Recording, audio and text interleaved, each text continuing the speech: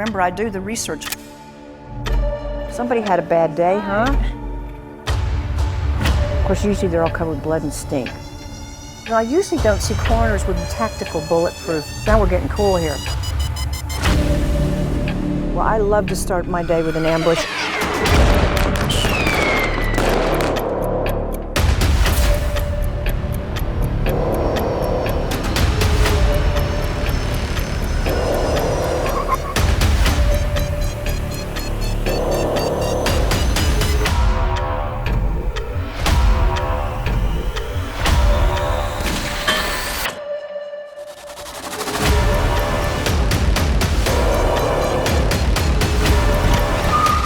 Who needs NASCAR?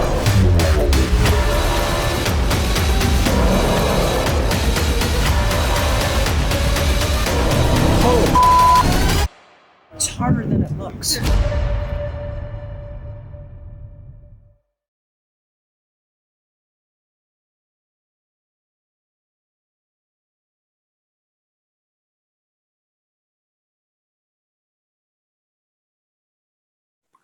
Hi, I'm Harlan Coben. I write books, and I am excited today to be with my good friend Patricia Cornwell as we are going to start talking about her career and everything else that we want to learn about her, and her big new book, which I have a copy of right here.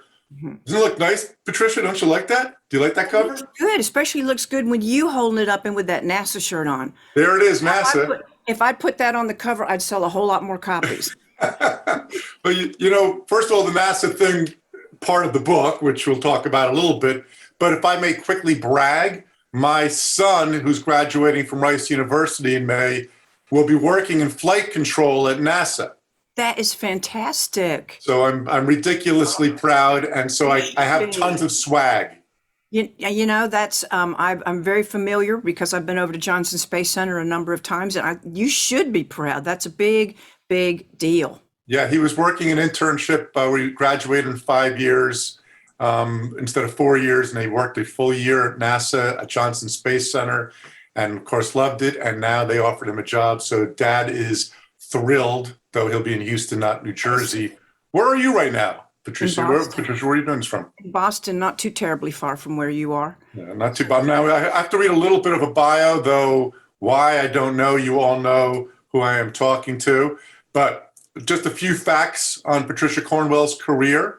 We have over 150 million books sold, translated into 36 languages, available in more than 120 countries, 29 New York Times bestsellers, which is really impressive because she's only written 28 books. No, I'm kidding. 29. Every one of her books, of course, jumps right to number one. I have no doubt that this one is going to do the same. And what's so exciting, we'll go into some other stuff as we're talking about the TV news, what's going on with that, how the career started. But this is a Scarpetta novel. And that's kind of where I wouldn't mind starting with you a little bit. You first started with Scarpetta when you wrote PostMortem in 1990, and not to be too corny or all that kind of stuff, but I think it really, as much as any book over those last 30 years now, over 30 years, Crazy. Changed the landscape of thrillers and what female characters could do. Do you want to start with how you kind of began with Scarpetta? I would love to, because you know, you have to, it's a weird how it's circled around. That's one of the reasons I have the title Autopsy, which is a little bit of a play on postmortem, because when you deal with the morgue, you either refer to a case as a postmortem or post, or an autopsy. So these are like the two bookends on my career. You know, although when I stopped writing Scarpetta 5 years ago, I honestly did not think I was coming back to it. But I started out as a journalist. And, you know, I wanted to write books, but I knew nobody was going to just hire me to write books after college. So I went into journalism, ended up with the police beat. This is how I got interested in crime. And it's also started my method of basically reporting on things. I have to go out and try to see things for myself. Maybe might be a failing on my part that's so necessary, but it's what I've always done. And that landed me in getting a little tour of the morgue in Richmond, Virginia, in 1984, before a lot of people listening to this were even born, probably. And I met a woman medical examiner, and she was telling me what they do, because way back then, this was not a world that people knew about. Right. And when I was a cop reporter, the detectives would come see you, and you'd walk past them, and they smell horrible because they've been in the morgue, but they'd never, you never went in there, and I never talked to a medical examiner. It was a very secret sort of thing. So when I finally got a tour and started finding it out, I was trying to write crime novels, and I created this medical examiner, and one book, and then another book, and then another book, all getting rejected. And finally it was suggested, your coolest character is this woman medical examiner. Why don't you make her the main character? I was an editor at the Mysterious Press who said that after she'd rejected my first 3 books. And so that's what I tried to do, and that became PostMortem. And I think one of the reasons I believe that book is especially powerful is when I was working on it, I was still working in the medical examiner's office, and we were in the throes of these horrific serial murders that were going on in the city. It was like about 5 women, and everybody was terrorized, including people in the office where I worked. I mean, nobody knew who was doing this.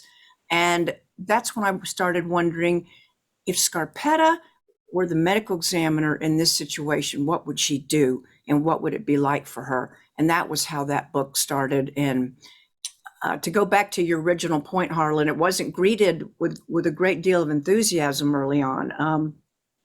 People said nobody wants to read this graphic sort of stuff, and a woman shouldn't be in a morgue cutting up dead bodies. And then the big thing was this type of thriller begins to veer away from what's a little more traditional, which works for a reason. People like to know, oh, I knew it was that guy doing it all along. It's a little harder in the big, scary world of violent psychopathy, where oftentimes you really do not know who's doing it. And so it was a new thing, but what it did do for TV, which you've had much more success with than I have so far, is it made it accessible. It made the world of forensic science and medicine much more open for other people to use it and come up with cool things that they can do with it too. Well, I don't remember before PostMortem. I don't remember ever really, other than the quick autopsy scene. I mean, the TV show Quincy maybe, but really, I think you opened up a whole new avenue. You opened up a big door, let's put it this way, that a lot of people have walked through after you. Would you not say? I think so. And I think it's just, I was in the right place at the right time is a really big part of it, because that infamous tour of the morgue in 1984, I said, what's new? What's next? I mean, we all know they do these dissections, but she said, well, there's this thing called lasers, what we're going to start using to see things on the body that you might not find otherwise. And I said, ooh, that sounds kind of cool. And also there's this thing called DNA, which is going to help with identification. And I thought, wow, I think I want to learn more about all this. The science part of it, once you realize that forensics simply means taking anything and applying it to law. So forensic science, for example, is just the kind of science that you had in grade school that I bet you were better at than I was, Harlan. But everything, yeah, I mean, I was intrigued at taking something like a microscope or various chemical tests, and that it might tell you what really happened to this person. It's a lot like an archaeology dig, if you think about it. You take all these pieces and parts and try to reconstruct how a civilization lived and also how it died. How much is Scarpetta? Let's go right back to the creation of Scarpetta. So how much was Scarpetta you? I mean, when you were creating Scarpetta, do you look at her as an alter ego? Do you look at her as somebody completely different? Do you notice things you have in common with her? I do have things in common with her, but I really do look at her as somebody different. And I think that's why I got tired of writing the books, and that's why I quit 5 years ago. And I just thought, I'm not sure. She and I both had enough, seriously. But I've never gotten tired of her. And if I really thought of her as me, not only would I get tired of her, I being in the same room with her, especially all these years, but I look up to her. I know enough to be able to channel that character and figure out what she would do. And I have to be very research heavy because I'm writing about somebody that does stuff that I don't do for a living and is technical, just like your son with NASA. I mean, it's a whole different world when you're dealing with that sort of thing. But so I don't think of her as me, but I sort of channel through her. It must be a little bit like being a parent and having a kid. You got the DNA and you go, oh, that sounded just like you, the wife says. But still, you're talking about a very separate entity. Right. Well, I want to get into a little bit of your creative process. I'm always fascinated. If you ask 10 writers how they do it, you usually get 11 different answers. So I know we'll do that, but I always find it interesting. So let's start with the seed. If you want to choose autopsy or postmortem, either book. Let's start with you're starting that book. What are you doing first? What's the first thing you do? You get an idea? Do you start with the character? Do you start looking at this at your research? Do you research before you start? Give us a little bit of how put the seed in the ground that's going to grow into the book. Okay, I will start with autopsy since that's the most recent time that I dealt with this. And it was harder because I had stopped Scarpetta 5 years ago and had not thought of her really since in terms of thinking of a story. I was busy doing space thrillers and other things. And I was deliberately away from that. So then the pandemic hit and I had a little more time on my hands. And also you're holed up and you're wondering if the planet's coming to an end and everything else. And I started thinking about her and I wondered, what would it be like if she were dealing with this world? And so, and where would she be and what would I do with her? Because I might be home for a while. Should I think about this a little bit?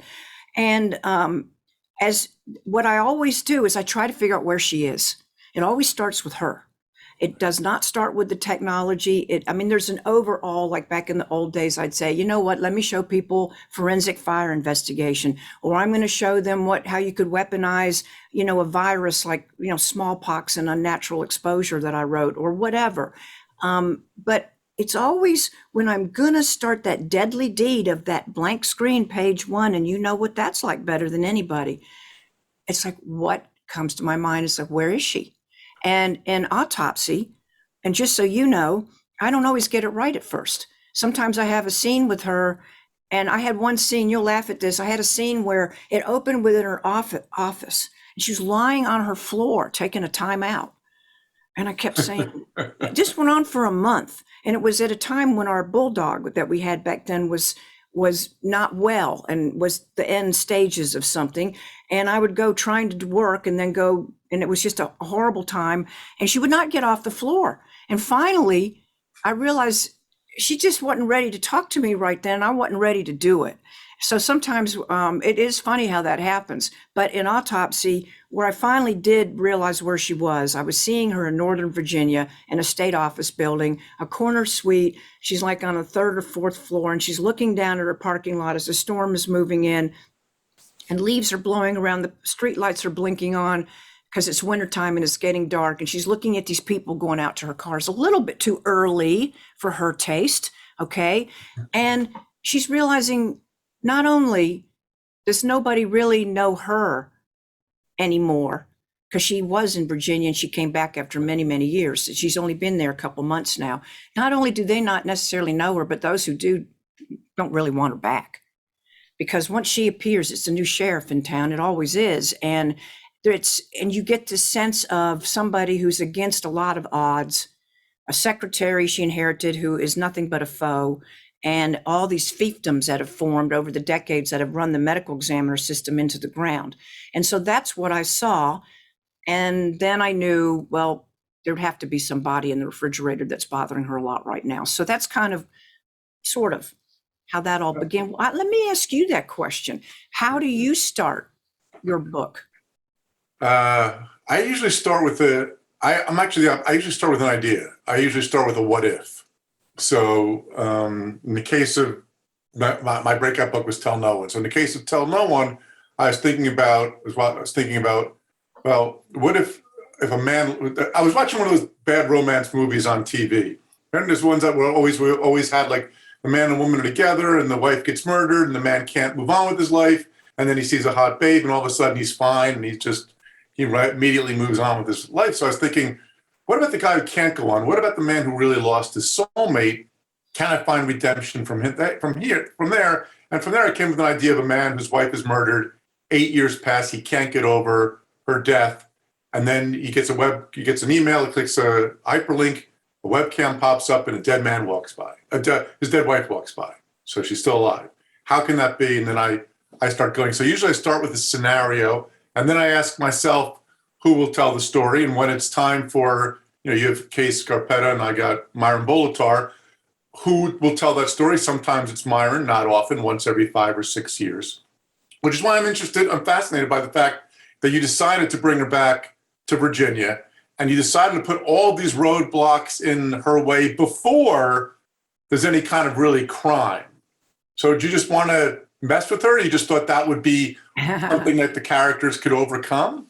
She would tell you that I always mess with her. Well, believe it or not, look, here's the funny thing. When I first was getting started, and I remember going to my first murder mystery convention, and they were talking about red herrings and buried clues and all the conventions of the genre. And I'm coming out of working in the morgue, and I very wrongly sort of went, well, poo-poo, that's silly. That's not, it's, a body on a table is not a mystery. It's a real person. And, I was very much on my little forensic high horse back in the day, because I was surrounded by the reality of it all the time. And I took things a little bit too seriously, including myself. Here's the interesting thing.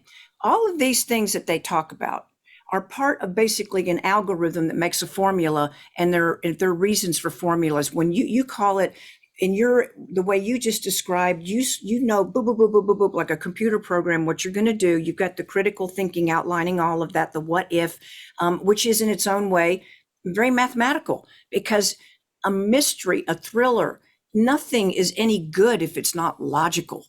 And whether it's the Harlan Coben way to do it or the way I do it, which is research and what's Scarpetta doing and sort of working through her, walking in her shoes, is whatever works for that person who's doing it. But at the end of the day, it's got to be logical. Isn't that right? Do you know the ending before you start?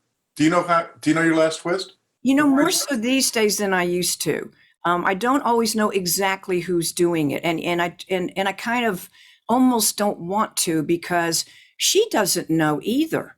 Mm-hmm. So I try to be a little bit where she is, although I'm a little bit ahead. I mean, I do plan what she's going to be going into for various scenes, and when I do research, like for sure, I knew in this new book, if you're going to come back. And this is the 25th. I wanted to do a couple of really important things. One, I wanted to write it as if no one's ever read one before. You don't have to think about the first 24. Frankly, I don't care if you ever read them, but read this one. The second thing is I wanted to show some things that could really be pertinent what ifs today. Like, what if with artificial intelligence, what kinds of things are people doing with it? What if Lucy got her hands on it? What might she do with it? Or what if Scarpetta's on a Doomsday Commission, and I'd love to hear a dog in the background. So sorry. It's okay, because I know your dogs. I see them on Twitter when you get 5 million likes every time you put a picture up there. Yeah, they're cute. But right now, but normally they're cute. Sorry about that. That's okay. But also, what if there's a catastrophe in space and it's so weird? Look at what's going on out there these days, where you hear about debris about to hit the space station, and how catastrophic these kinds of things can be. And they're going to be calamities up there. Where people go, there are calamities. And what would Scarpetta do if there were a disaster in orbit, in low Earth orbit, and she had to deal with remotely? And so I did want to put that in there, because I thought, I just got to tie it in with everything else, though. Can't just be stuck in there. But that's the fun. You get your toys and you play with them. I mean, just if someone told you 31 years ago, when PostMortem came out, that 31 years later you would be doing NASA and Doomsday Conspiracy and got out in space, and still, the character would still be this popular, this huge, what would you have told yourself? What would you have said if I had told you that 31 years ago? I would have thought that was crazy, and it would have scared me to death. I think it's better sometimes not to know what's ahead, because I honestly didn't have any pressure on me in the beginning. I mean, it was doomed for failure from day one. As 6,000 first printing and no marketing, no advertising, and the first review was absolutely dreadful. I thought, oh well, you better don't get rid of the job you now have at the morgue, even though that's not what you signed up to do in life. So no, I wouldn't have believed it, and I think and look, you and I both have all kinds of writers who ask us questions and wonder how to do things, and one thing I think is very important is no matter how successful you may be or how lucky you may be, always work as if it's not true. Right. Always think of what it felt like in those first days when you're scared and insecure about it, and giving it absolutely everything you've got, because it's always going to take that from you if it's going to work. Don't you think that's? In fact, I want to ask you about that. I think that most writers that I know are ravaged by certain sorts of insecurity, that, believing we're not any good. I always say only bad writers think they're good. We all have imposter syndrome to some degree. We all have the insecurity. Do you have all that still? Do you still have that too? I'd have all that even if I wasn't a messed up writer. No, there's something there, right? Yeah, There's something there, that idea that if we're self-satisfied, it's not going to be any good, right? No, listen, storytellers are a special breed of a person, and a storyteller can be many things. It can be a painter, a poet, a crime writer, anything where you're communicating something. You're, in mission control in NASA, you better get that story right, because someone's listening to you when they're getting ready to use that tool out there on a spacewalk. And you'll be writing about that next, because you're going to get all this. Oh God! Watch, I'll go up in the zero G gravity plane with you, and we'll do the weightless thing. But it's whoever it is, we're all storytellers. We really are, and I encourage it with people. But the thing is, you're not going to be good at it unless you work hard at it, and you really won't be good at it unless you're bad at it first, and you'll be bad at it again too. That's really where it works. And yes, it's insecure, because too, have you ever had to, well, I think that you're more, I understand you can write in a lot of different environments. You multitasker better than I am, but then you played basketball and I just hit one little ball back and forth and didn't have to worry about all these people chasing me everywhere. So, but I think that the most important thing is that everybody should be encouraged to try to do the best they can. And if you feel like you want to tell stories, it picks you more than you pick it. If you've always felt that compulsion ever since you can remember, if you're writing something in class or once upon a time, drawing pictures, then, that's something to pay attention to. I know we had this conversation once before privately, but we talked about where we worked, and you mentioned I work every place. Well, that's one of the things that changed a little bit with the pandemic. But I work in coffee shops and libraries. I've worked, the back of an Uber. Anything that works, it works for me. It's like riding a horse until the horse drops dead, and then I look for a new horse. How do you do it? Tell the people how you. Well, you can sort of see from behind me. I go into my own little space. I really have to have more quiet. And in fact, this room I'm in right now is soundproofed. It is soundproof because we're very close to some noisy areas. And if I'm trying to work, I can't tune it out. It's just the way I'm wired. It's got nothing to do whether it's better or worse. However, I know other people that like write in Starbucks and write beautiful things in Starbucks, and I can hole up in here all day long and not even hear the wind blowing and not get anything done. So, but I do require a little more quiet, and some of it is probably a throwback to, I started out in nonfiction. So my first book, a biography, I'm surrounded by research materials. And so that's kind of hard to be, it's not very transportable. Like say with the Jack the Ripper book, you can imagine I had a whole room full of stuff. With Scarpetta, not as much anymore because I know a lot. I've been doing this for a long time. I have notebooks. I have a lot of my stuff is electronic, probably yours is too, that I can just look something up. I don't have to have 20,000 books lying around. But it is all about what works for the artist. What works? Give me an idea of your work then, if you don't mind. are you one who has to be at the desk every morning at 8 a.m. and you stop at 11 a.m. and then you take or are you less structured? Are you more structured? How do you do it? I would say I'm less structured and a little bit more obsessive. My favorite thing is to start as early in the morning. I mean, if I can get into my chair when I've not been talking very much with anybody or doing anything and the world's not quite turned on yet, my characters are louder. I hear them and they work, and it just works better. It's like my battery starts draining, like on your cell phone. The more I do other things before I sit at my desk. So early morning, and on a good day, I pretty much will work most of the day. I stay in here. I might go for a walk and then come back and do some more. And then, and there are times when I've actually will sleep in my office. And because I'm so in the throes of it that I'll fall asleep, I get up and I do it again. I can't do that for long, but it might last for 10 days. And it's just a weird thing with me. I compare it to, it's whatever transports you into space. So back up, you actually sleep in your office some days, sometimes. Sometimes this office has a bedroom. So it's just a condo really, an apartment. And that's down the hall from where we live. And so I can do that if I need to. And if Stacy's out of town, I just live down here. Right. And just work. And, part of it, when I was a little kid, this was the way I escaped from things. I escaped through my creativity. So I think some of this is a learned behavior that goes back a long, long time ago.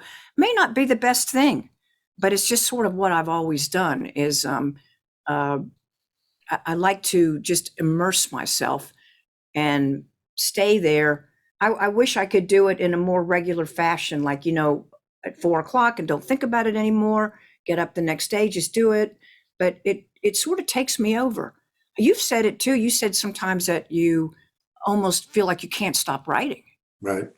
Those are the best moments at the end, especially toward the end of a book. I might be in this room. I don't leave for hours on end. The kids throw me a banana and run away because they're scared of me. I grow a playoff beard. Okay, I feel better now. I was trying I wear to the same socks. It's like an athlete. I grow a playoff beard. I have the same socks on. No, that's actually, I think, the best part of writing is when you can be that immersed in your story and it starts flowing, and it's a hard place to reach and stay at. But what I've also found, I'm curious, so there's days that I'm writing and I think, oh my God, this is so horrible. Every word is a case of mental constipation that would kill a horse. Every word's a struggle. It's just terrible. And then there's days when, the muse is sitting on your shoulder and she's singing angelically. But when I look at the book now, I can't remember what days were what. And that with fixing it and rewriting, you don't really even know. Do you agree with that? I do. You don't remember the 9 months with the baby being born. You don't remember anything you went through. And Stacy laughs at me because she's been through this 16, 17 times now.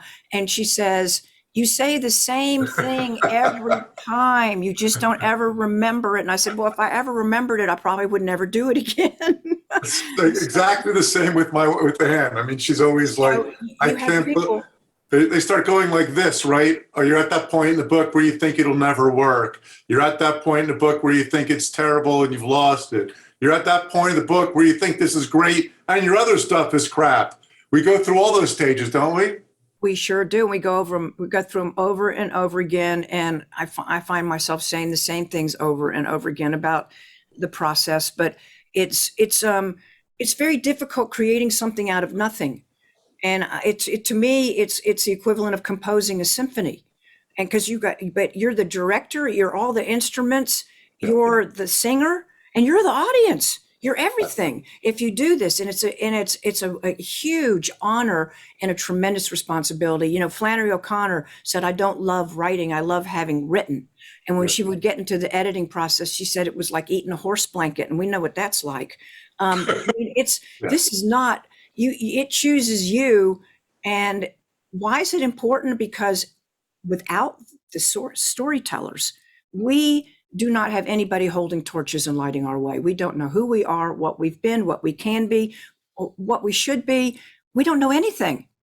And this is what's so comforting. This is what's so comforting for me to hear, and I think for people who are listening to hear, is just, you know, you think, well, you're Patricia Cornwell. You've written 20-something books and you've sold zillions of copies, and now you must have complete confidence and it must be easier. And you know, and we go through the same angst and all of that. That really I think when you start to stop doing that, when it becomes easier, that's when you're starting to lose it. Do you agree with that? It could be. Yeah. I know it's never gotten easier for me. I've just gotten a little smarter about how to do it, and I've learned to just be a little bit more thoughtful about moving forward. I think it's easy as an author when you really get going sometimes to keep going and going and going when you really should stop.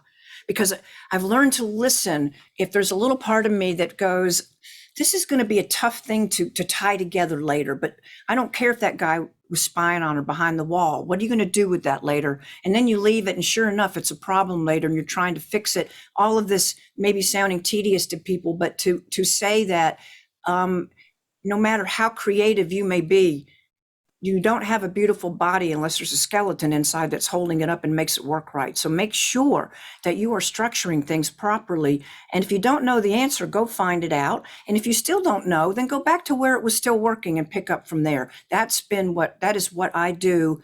And to me, that's the only cure for that horrible thing that people call writer's block. Anything that blocks you creatively, whether you're a scientist or a painter or a poet. And go do something that opens up go for a walk on the countryside. It doesn't have to be go to NASA. You don't have to fly a helicopter. Go walk in your own backyard and look at a tree differently, or watch the animals doing something, anything, or go do something that makes you think about something you've never thought about before. And then go back to where it was working. And it makes you be patient, or it has its way with you. You know, it's when I was talking recently with Lee Child about, you know, doing one of these sort of things with Lee. And we were talking about, as we've gotten a little older, that maybe we don't have the stamina that, you know, writing as long as we used to at one sitting. Do you find that your stamina is not the same as when you were starting out, or is it the same? No, it's not the same. It's different, right? You're smart, but you're smarter, right? About it, you know. We are a little smarter. I mean, like I always say, every time I start a new book, those same voices, the same conversation you're having with Stacy, and the same conversation I'm having with Anne, we have it every time. But a little part of me says, I know I'm going to get past it now. I mean, I go through all those stages, but I know it's going to be okay. Do you have any of that? Do you think, or is it just all each time it's fresh hell? I think I go through the same stuff every single time. You know, it's sometimes it's worse than others, and some books are harder than others, and especially when you're on deadlines. Right. And if you're a thriller writer, and I mean, literally, you know, I've written almost one book a year if you average it out since I was a senior in college, which is why when I quit 5 years ago, I said, I'm not even writing another book. I don't want to write any more books. But guess what? The books in Scarpetta had a different idea, because they said, hey, we're not done with you yet. And listen, I don't want it ever to be done with me, but I would encourage everybody, if something, you can love something like Roger Federer loves to hit that tennis ball. You can tell by watching him, but that guy works harder at that than anybody would imagine. He's an engineer, fine tuning every little nuance that's going to make a difference out on that court. And that is what we should do as authors, as artists, is make sure you keep working on it. Well, we're both good friends and love Billie Jean King, who we know still the smile on her face when she's hitting a tennis ball is unique. I mean, it's something that I don't, you know, she may try to escape it, although I don't think anymore she does, but you can't, right? I mean, that's what we love. All right, I got to change to a couple of questions that have come in from our viewers. Thank you very much for sending some of these questions, because time is running low, and Patricia and I know we can just do this all night, going back and forth, discussing this stuff. But here we go. In the description of Autopsy, I see that Scarpetta is part of the Doomsday Commission. Can you explain what this is? Do you want to give a little brief thing? Because this is something that's a little different for you in this book. Yep, the Doomsday Commission is a national appointment that she and Benton Wesley have. It's a group of experts, top secret, that meet at the Pentagon or the White House or various places to talk about basically international and actually international threats.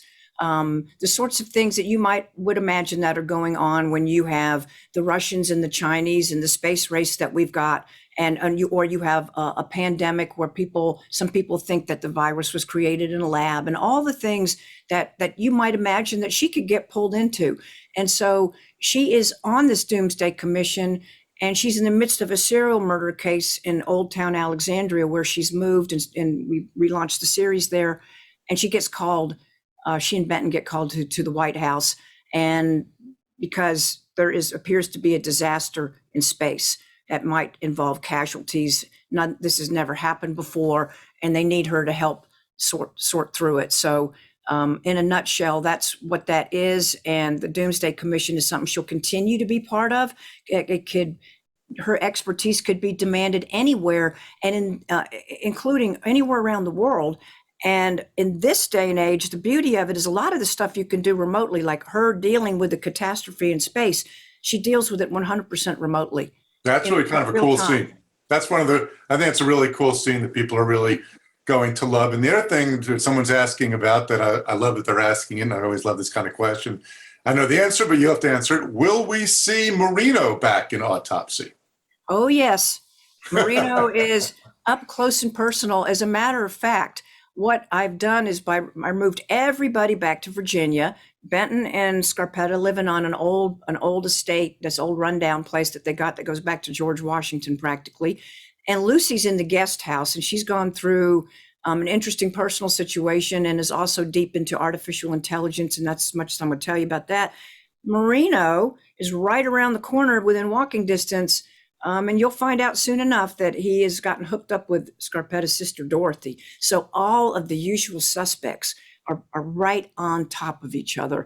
And that makes for a lovely poisonous stew, and a fun one too.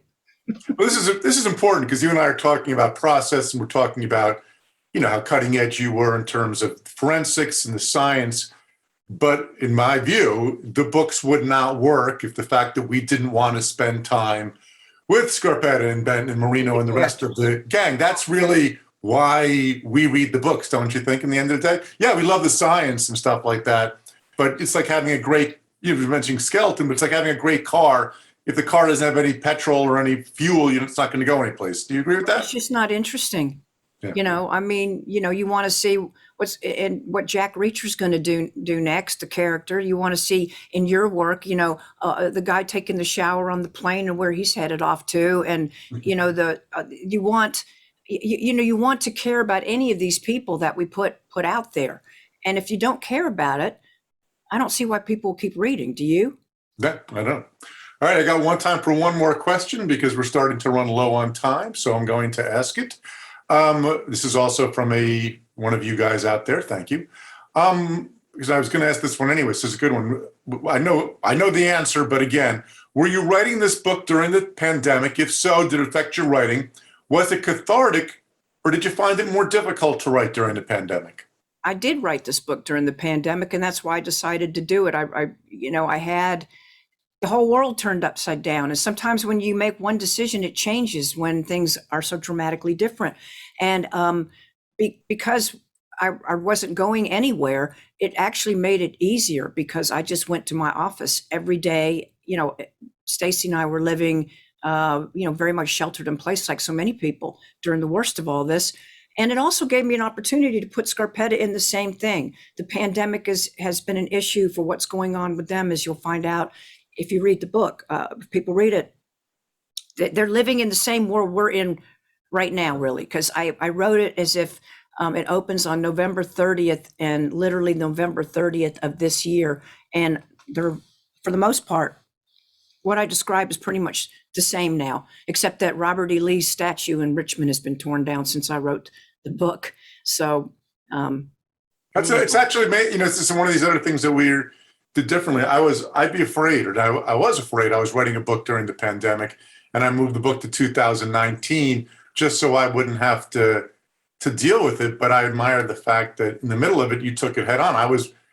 Because I'm not much with science, I was nervous I would get it all wrong in terms of, okay, I'm writing it now, but the book won't come out for 8 or 9 months. And by then everything may have changed. So I'm going to ask you one last question, but one more thing. One of the things that you and I also are very different on, as you know, is I'm a lazy researcher. But I contend that it's not that you're a great researcher, which you are, but that you love research. I mean, that you love doing all these things, or not. Though. Here's the whole point. A lot of people don't have to do some of the research I do because they already know things. Not me, but go ahead, others. No, listen, when I got into Davidson to play tennis for them, because my SAT scores were so bad, I won't even tell you what they are.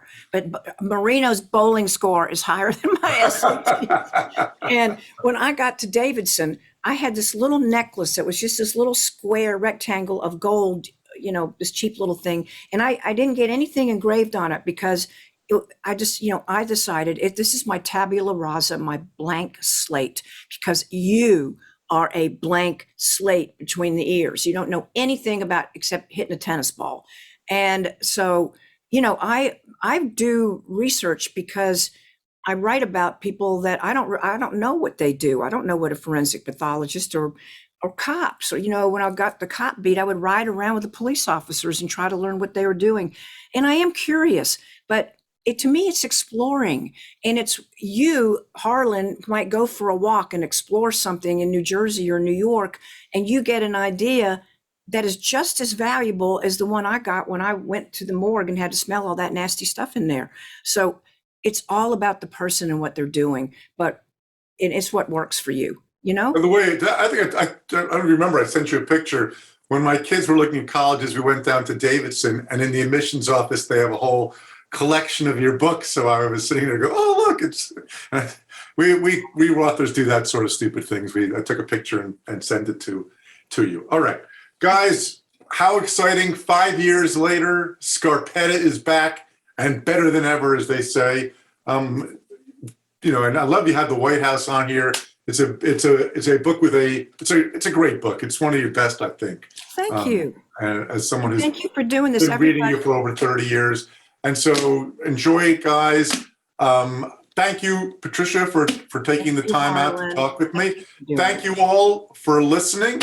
Thank you for supporting independent bookstores and the bookstore.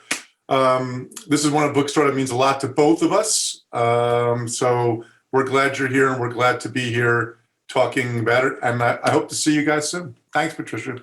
Thank you, Harlan.